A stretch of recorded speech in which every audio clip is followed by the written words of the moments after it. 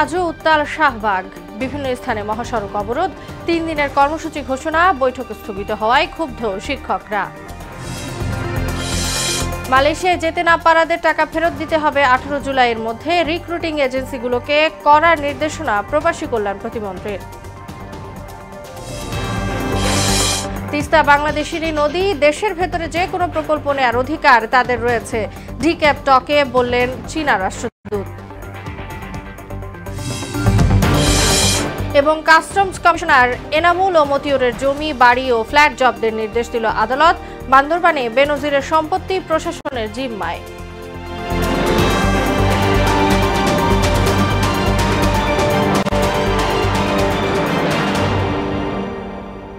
আসসালামু আলাইকুম, সবাইকে মোহনা সংবাদে স্বাগত। শুনছিলেন শিরোনাম, সঙ্গে আছি তাসনুবা বিনতে তাহের।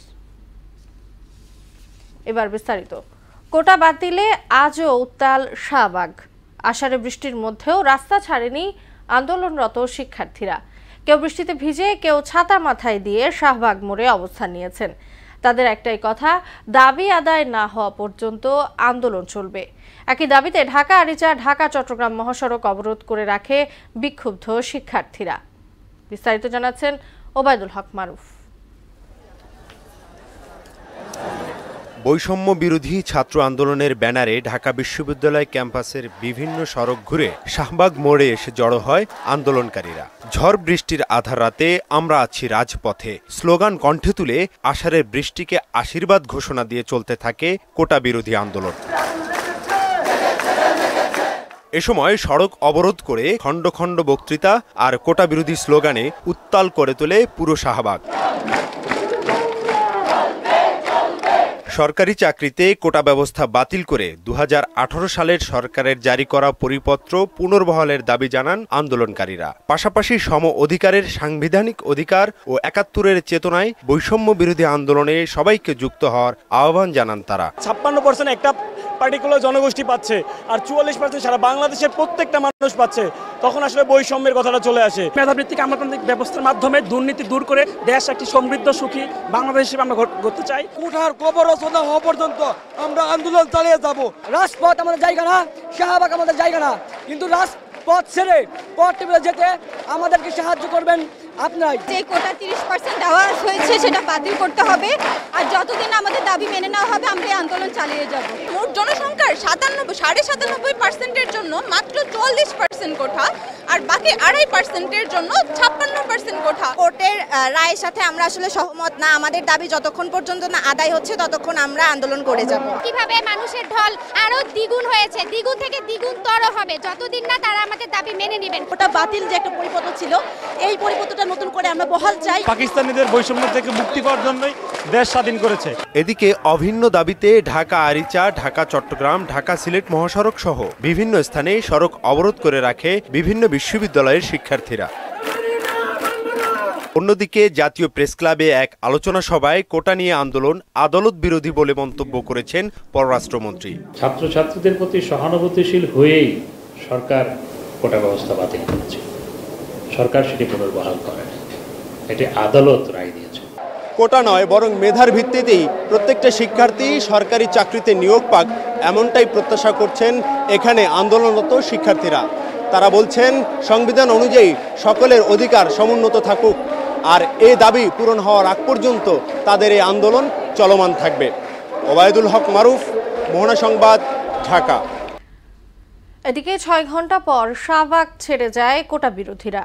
বৃহস্পতিবার দুপুর 12টা থেকে শুরু হওয়া এই অবরোধ সন্ধ্যা 6টায় প্রত্যাহার করা হয়। এরপর রাজু ভাস্কর্যের পাদদেশে কর্মসূচির সমাপ্তি ঘোষণা করেন শিক্ষার্থীরা। আগামী শুক্রবার অনলাইন ও অফলাইনে আমাদের জনসংযোগ হবে 4 দফার ভিত্তিতে এবং সারা দেশে সমন্বয় করা হবে। আগামী শনিবার বিকাল 3টায় সকল বিশ্ববিদ্যালয় এবং কলেজ থেকে বিক্ষোভ মিছিল বের করা হবে। আগামী রবিবার সকল কলেজ ও বিশ্ববিদ্যালয়ে ক্লাস পরীক্ষা বর্জন ও ছাত্র ধর্মঘট পালিত হবে এবং আগামী শনিবার বিক্ষোভ মিছিলের পরবর্তী সময়ে আমরা রবিবারের আমাদের মাঠের কর্মসূচি ঘোষণা করব। বিশ্ববিদ্যালয় শিক্ষকদের সাফ কথা, তাদের ন্যায্য দাবি মানতেই হবে, তা না হলে শ্রেণীকক্ষে ফিরবেন না তারা। এদিকে আজ শিক্ষকদের সঙ্গে বৈঠক হওয়ার কথা থাকলেও তা হয়নি। আওয়ামী লীগের দপ্তর সম্পাদক বিপ্লব বড়ুয়া ফোন করে বৈঠক স্থগিতের বিষয়টি নিশ্চিত করেন। এদিকে পররাষ্ট্রমন্ত্রী হাসান মাহমুদের দাবি পেনশন নিয়ে আন্দোলন ভুল বোঝাবুঝির ফল। আরো জানাচ্ছেন এমআর আসাদ। বিশ্ববিদ্যালয়ের শিক্ষকদের আগের পেনশন ব্যবস্থা পুনর্বহালের দাবিতে আন্দোলন চলছে জাহাঙ্গীরনগর, রাজশাহী সহ 35টি বিশ্ববিদ্যালয়ে। রাজধানীতেও 4 দিনে গড়িয়েছে পেনশন পুনর্বহাল সহ 3 দফা দাবি নিয়ে পাবলিক বিশ্ববিদ্যালয়ে শিক্ষকদের আন্দোলন।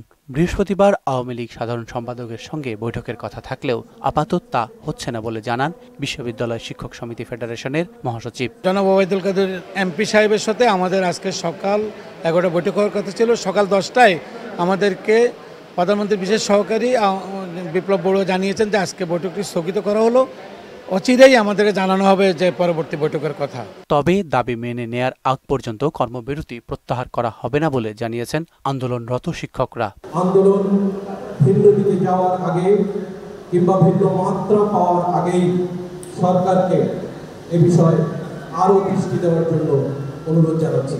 ক্লাসরুমে আমরা কখনই ঢুকবো যখন আমাদের দাবিটা সম্পূর্ণভাবে মেনে নেওয়া হয়েছে। এদিকে রাজধানীতে একটি আলাদা অনুষ্ঠানে পররাষ্ট্রমন্ত্রী হাসান মাহমুদ জানান, পেনশন পুনর্বহালের দাবিতে শিক্ষকদের আন্দোলন একটি ভুল বোঝাবুঝির কারণে সৃষ্টি হয়েছে। সরকারি কিংবা স্বায়ত্তশাসিত প্রতিষ্ঠানে কিংবা আধা সরকারি প্রতিষ্ঠানে চাকরি করে তারা পেনশন ব্যবস্থার আওতায় আছে, কিন্তু সার্বজনীন পেনশন ব্যবস্থার মাধ্যমে যারা স্বল্প আয়ের মানুষ তাদেরকে বিশেষ প্রণোদনা দেওয়ার ঘোষণা দিয়েছে। একজন প্রবাসীও এই সার্বজনীন পেনশন ব্যবস্থার আওতায় আসবে। এখানে হয়তো বুঝার ঘাটতি আছে। আলোচনার টেবিলেই এর সমাধান সম্ভব বলেও আশা প্রকাশ করেন তিনি। শিক্ষামন্ত্রী সহ অন্যদের সাথে বসবে, আশা করি এরপর ভুল বোঝাবুঝি নিরসন হবে। এমআর আসাদ, মোহনা সংবাদ। এখনো পাঠটাই পড়াই। বাংলাদেশের জনশক্তি ওমান এবং বাংলাদেশের অর্থনীতিতে গুরুত্বপূর্ণ অবদান রাখছে। এই মানব সম্পদ থেকে দুই দেশই উপকৃত হচ্ছে বলে জানালেন প্রধানমন্ত্রী শেখ হাসিনা। সকালে গণভবনে বাংলাদেশে নিযুক্ত ওমানের রাষ্ট্রদূত আব্দুল গাফার বিন আব্দুল করিম আল বালুশি সৌজন্য সাক্ষাতে গেলে কথা বলেন প্রধানমন্ত্রী। এর আগে প্রধানমন্ত্রী শেখ হাসিনার সঙ্গে সাক্ষাৎ করেছেন স্পেনের রাষ্ট্রদূত গ্যাব্রিয়েল মারিয়াস টিটিয়াগো চোয়া। বেঁধে দেওয়ার সময়ের মধ্যে মালয়েশিয়ায় যেতে না পারা কর্মীদের 15 দিনের মধ্যে টাকা ফেরত দিতে বলেছে প্রবাসী কল্যাণ ও বৈদেশিক কর্মসংস্থান মন্ত্রণালয়। ব্যর্থ হলে রিক্রুটিং এজেন্সিগুলোর বিরুদ্ধে ব্যবস্থা নেওয়ার হুঁশিয়ারি দিয়েছেন প্রতিমন্ত্রী শফিকুর রহমান চৌধুরী। বিকেলে সাংবাদিকদের সঙ্গে আলাপে তিনি বলেন, টাকা পেতে কর্মীদেরও যথাযথ প্রমাণ দেখাতে হবে। নাসির উদ্দিনের রিপোর্ট।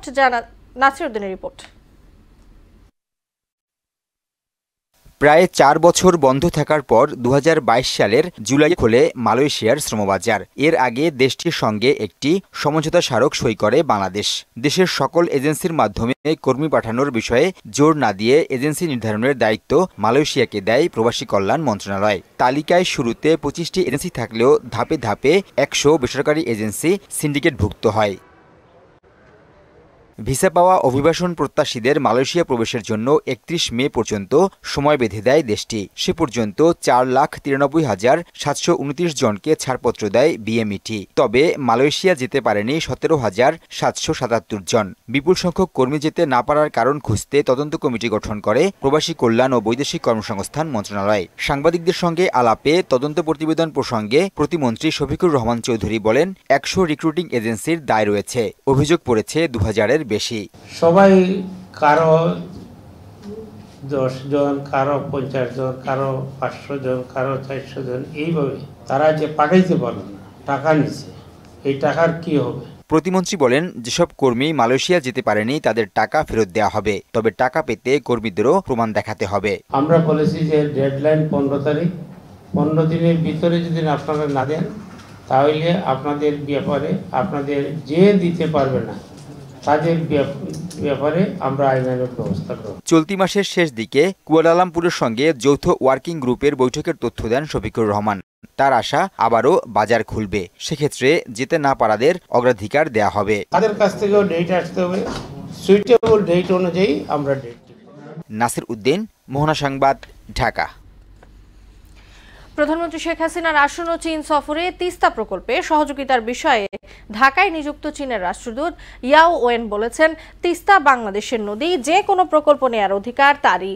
তিনি আরো বলেন, তিস্তা নদী ব্যবস্থাপনা নিয়ে কাজ করার জন্য চীন প্রস্তাব দিয়েছে, এখন বাংলাদেশের উচিত এই বিষয়ে সিদ্ধান্ত গ্রহণ করা। সকালে জাতীয় প্রেস ক্লাবে diplomatic correspondence association Bangladesh D-cap আয়োজিত ডি-ক্যাপ টকে চীনা রাষ্ট্রদূত এসব কথা বলেন। Promotion, investment, imports of the agricultural products from Bangladesh, and definitely we will discuss the possible FTA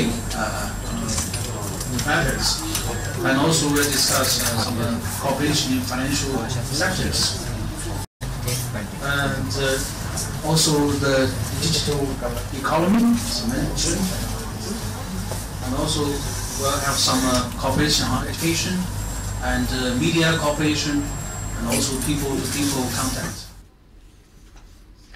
এনবিআরের Motiur Rahman এবং কাস্টমস কমিশনার এনামুল হকের বিপুল পরিমাণ সম্পত্তি জব্দ করার আদেশ দিয়েছেন আদালত। প্রাথমিকভাবে তাদের বিরুদ্ধে তদন্তে অবৈধ সম্পদ অর্জনের প্রমাণ পেয়েছে দুর্নীতি দমন কমিশন। তদন্তে উঠে এসেছে এনবিআরের মতিউর অর্থ পাচারের কৌশলও। এদিকে বান্দরবানে জব্দকৃত পুলিশের সাবেক আইজিপি বেনজির আহমেদ সম্পত্তি জিম্মায় নিয়েছে জেলা প্রশাসন। মনির ইসলামের প্রতিবেদন। একের পর এক সরকারের সাবেক ও বর্তমান প্রভাবশালী কর্মকর্তাদের দুর্নীতি ও অনিয়মের খবর উঠে আসছে, অনেকটা কেঁচো কুটতে সাপ বেরিয়ে আসার মতো। এই যখন অবস্থা, ঠিক এমন পরিস্থিতিতে ছাড় মিলছে না তাদের। দুদকের কঠোর অবস্থানের পাশাপাশি আদালতও তাদের সম্পত্তি জব্দের আদেশ দিচ্ছেন।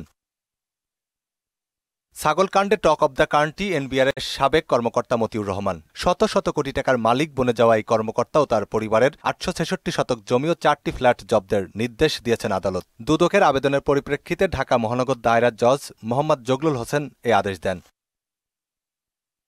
এদিকে জ্ঞাত আয় বহির্ভূত সম্পদ অর্জনের অভিযোগে দুদকের আরেক মামলায় সিলেটের কাস্টমস, এক্সাইজ ও ভ্যাট কমিশনার মোহাম্মদ এনামুল হকের সম্পদ জব্দের নির্দেশ দিয়েছেন আদালত। দুর্নীতি দমন কমিশনের আবেদনের প্রেক্ষিতে এই আদেশ দেন ঢাকা মেট্রোপলিটন সিনিয়র স্পেশাল জজ মোহাম্মদ আসামস জগলুল হোসেন।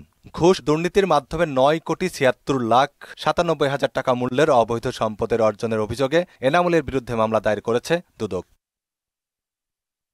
অপরদিকে আদালতের নির্দেশনায় বান্দরবানের সাবেক আইজিপি বেনজির আহমেদ ও তার স্ত্রী কন্যার নামে থাকা সম্পত্তি জিম্মায় নিয়েছে জেলা প্রশাসন।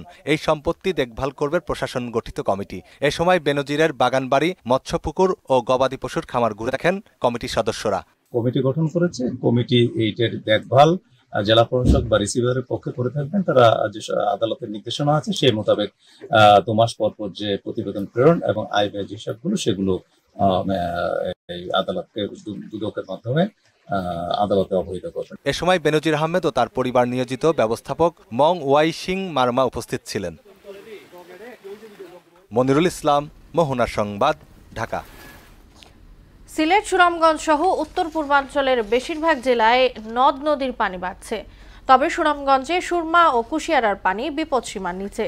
এদিকে ব্রহ্মপুত্র ও ধরলা নদীর পানি বেড়ে উত্তরাঞ্চলের কুড়িগ্রাম ও গাইবান্ধায় বন্যা পরিস্থিতির অবনতি হয়েছে।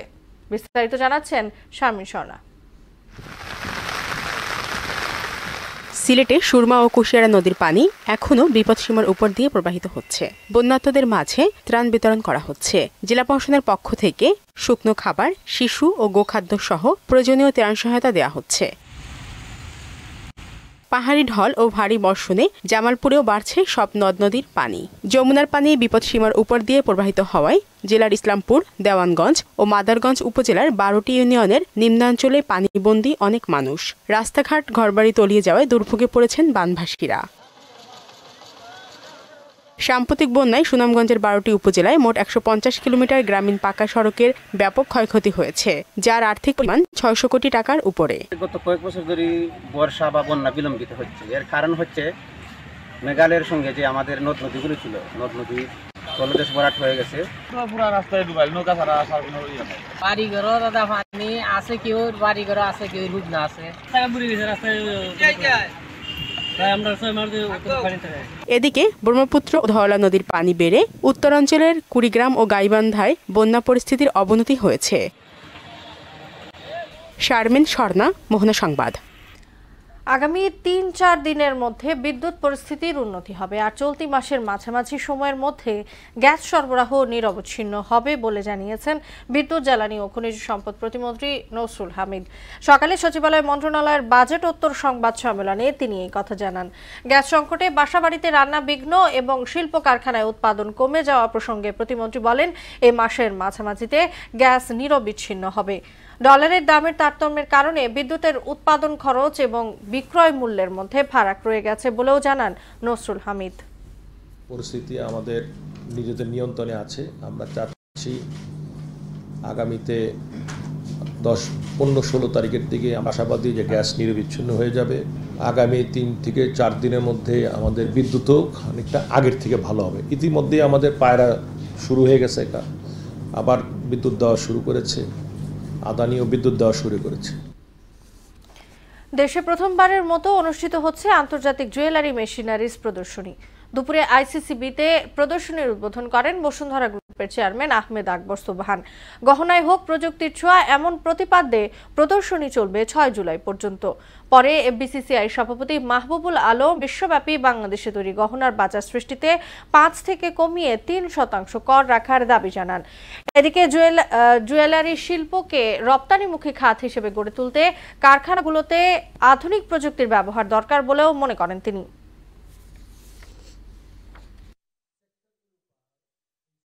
শিল্পগুলি পায় তাহলে অবশ্যই তারা আরো বেশি ব্যবসায়িকভাবে এগিয়ে যাবে। বিশেষ করে ইন্ডাস্ট্রি এবং ট্রেড, এই দুইটা জায়গায় একটু সেপারেট করতে হবে। যারা ইন্ডাস্ট্রি করে তাদের জন্য নীতি সহায়তা একরকম, যারা ট্রেড করে তাদের জন্য নীতি সহায়তা আরেকরকম। খেলার খবর ক্রিকেট। দীর্ঘ 8 বছর পর আবারও ফিরছে আইসিসি চ্যাম্পিয়ন্স ট্রফি। এবার পাকিস্তানে বসতে যাচ্ছে টুর্নামেন্টটি। 2025 চ্যাম্পিয়ন্স ট্রফিতে অংশ নেবে 8টি দল। এরই মধ্যে টুর্নামেন্টের গ্রুপ সূচি ও ভেন্যু ঠিকঠাক করে একটি খসড়া সূচি তৈরি করেছে পাকিস্তান ক্রিকেট বোর্ড। প্রস্তাবিত সূচিতে এ গ্রুপে রাখা হয়েছে পাকিস্তান, বাংলাদেশ, ভারত ও নিউজিল্যান্ডকে। বি গ্রুপে রাখা হয়েছে অস্ট্রেলিয়া, ইংল্যান্ড, দক্ষিণ আফ্রিকা ও আফগানিস্তানকে। লাহোরে পাকিস্তান ভারত ম্যাচ রাখা হয়েছে 1 মার্চ। খসড়া সূচি অংশগ্রহণকারী দেশগুলোর কাছেও উত্থাপন করার কথা রয়েছে। সাবেক 3 টাইগার ক্রিকেটারকে কোচ হিসেবে নিয়োগ দিয়েছে বাংলাদেশ ক্রিকেট বোর্ড বিসিবি। নতুন নিয়োগ পাওয়া 3 ক্রিকেটার হলেন রাজিন সালে, তুষার ইমরান ও তারেক আজিজ। রাজিন ও তুষার ব্যাটিং কোচ, তারেক কাজ করবেন পেস বোলিং কোচ হিসেবে। সাবেক অধিনায়ক রাজিনের সঙ্গে বিসিবির চুক্তি 3 মাসের। এইচপি দলের আসন্ন অস্ট্রেলিয়া সফরে যাবেন সাবেক এই ব্যাটার। তুষারকে দীর্ঘমেয়াদে ব্যাটিং কোচ হিসেবে নিয়োগ দেওয়া হয়েছে আর পেস বোলিং কোচ হিসেবে চাকরি পেয়েছেন সাবেক পেসার তারেক। বাংলাদেশ টাইগার্সের ক্যাম্পে পেসারদের সঙ্গে কাজ করছেন তিনি। শেষ করব মোহনা সংবাদ, যাবার আগে শোনাগুলো জানিয়ে দিচ্ছি আরো একবার।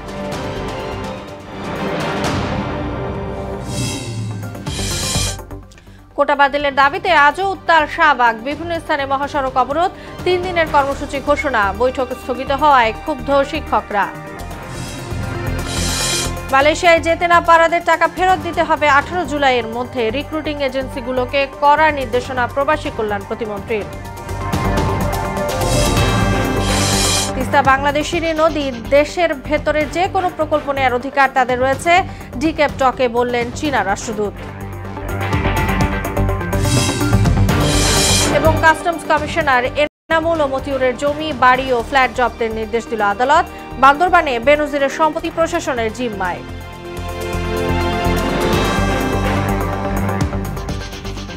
এই ছিল এখনকার মোহনা সংবাদে। পরের সংবাদ রাত 12টায়। মোহনার সবশেষ খবর জানতে ভিজিট করুন www.mohana.tv। সংবাদ দেখতে পারেন ফেসবুক ও ইউটিউবেও। এতক্ষণ সঙ্গে থাকার জন্য সবাইকে ধন্যবাদ।